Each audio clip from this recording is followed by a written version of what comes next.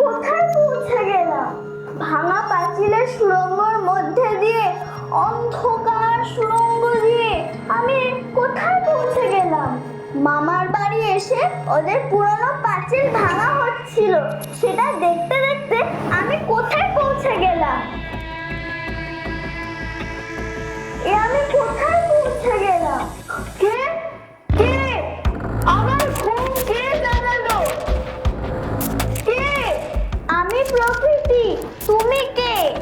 আমি যক্ষ। আমি এখানে থাকি। ওই যে দেখছো ধন সম্পত্তি, ওইসব আমি পাহারা দিই। যক্ষ? সে আবার কি? যক্ষ, যক্ষের ধন। নাম শোনোনি কখনো?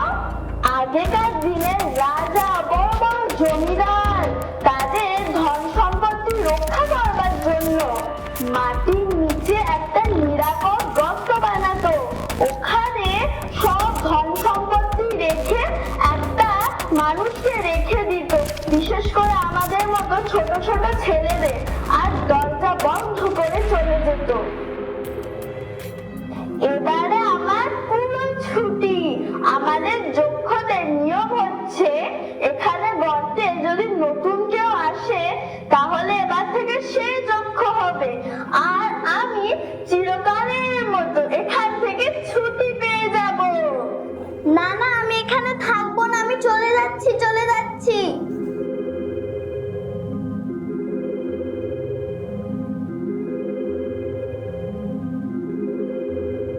কি পালাতে পারলে কোনো লাভ নেই, কোথাও যেতে পারবে না, এটা আমাদের যক্ষপুরীর নিয়ম।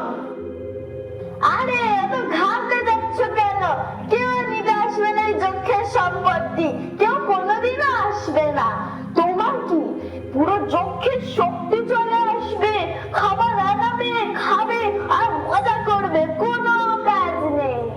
না না, তুমি এসব করতে পারো না, এটা উল্টো পাল্টা নিয়ম। না না, তুমি করতে পারবে না।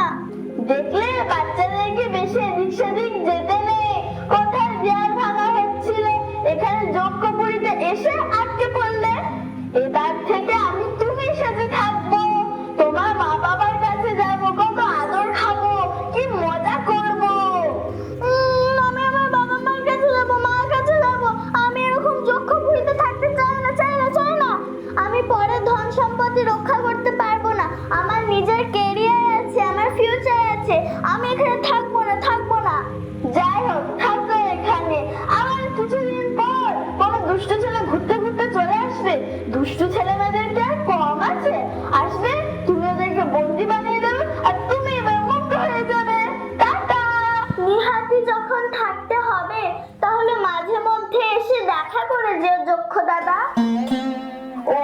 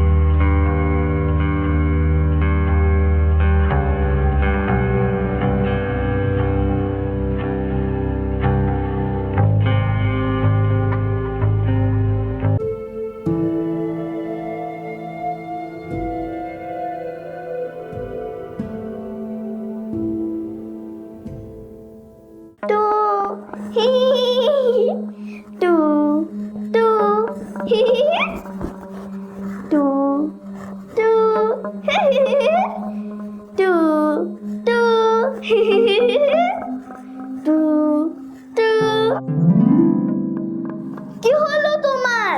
এখানে আবার ফিরে আসলে কেন? আমি এখানেই থাকবো, আমার পুরনো জায়গায়। তুমি তোমার বাবা মায়ের কাছে ফিরে যাও, লক্ষ্মী বনু। সেটা আমার বন্দি করার আগে কেন মনে পড়েনি চাঁদু? না না, আমার ভুল হয়ে গেছে, দেখো আমি কান ধরছি, তখন বুঝতে পারিনি। আমার মা বাবার আদর, ভালো মন্দ খাওয়া দাওয়া ভালো লাগছে না বুঝি?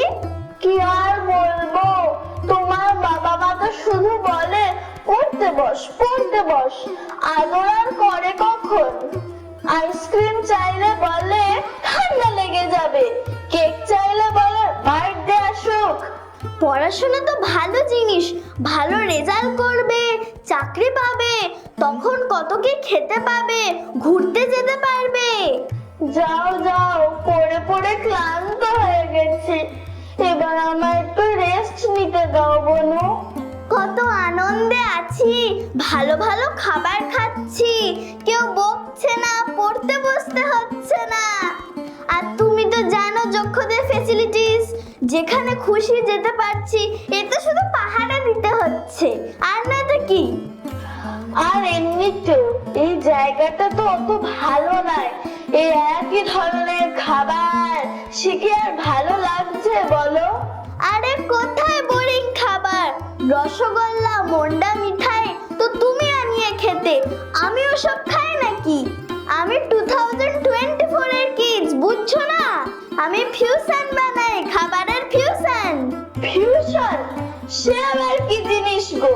আমি নানান পাহাড় থেকে কত ধরনের বরফ নিয়ে আসি, তারপর এখানে কত সুস্বাদু খাবার আছে, ওর সঙ্গে মিক্সড করে নতুন আইসক্রিম বানিয়ে খাই, নতুন ধরনের আইসক্রিম বানিয়ে খাই। সত্যি আমার মাথায় এসব আসতো না, ওই মন্ডা মিঠাই চাইতাম, খেয়ে নিতাম।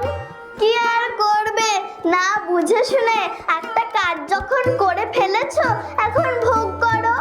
কি ভুল যে করেছি তোমাকে আটকে রেখে, এখন আমি আটকে গেছি।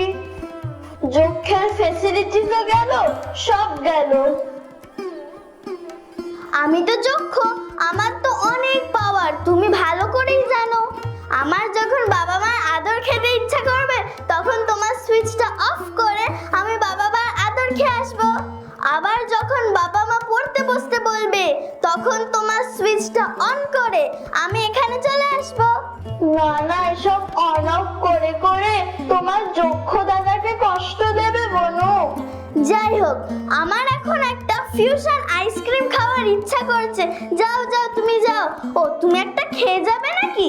না, তোমার বাবা মা তো আমাকে এই কদিনে বুঝিয়েই ছেড়েছে, আইসক্রিম খেলে ঠান্ডা লাগবে।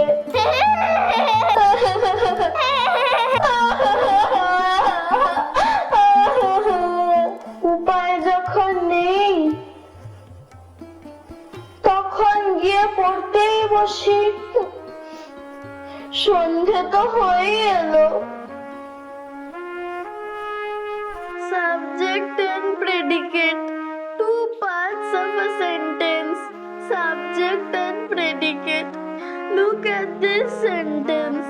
Children play. We can easily divide this sentence into two parts.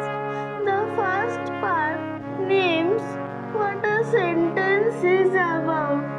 Children. This part is called subject. The second part says something about the subject. This part is called predicate. Now take this sentence. A large tree is growing in the park. What is this sentence about? A large tree. So a large tree.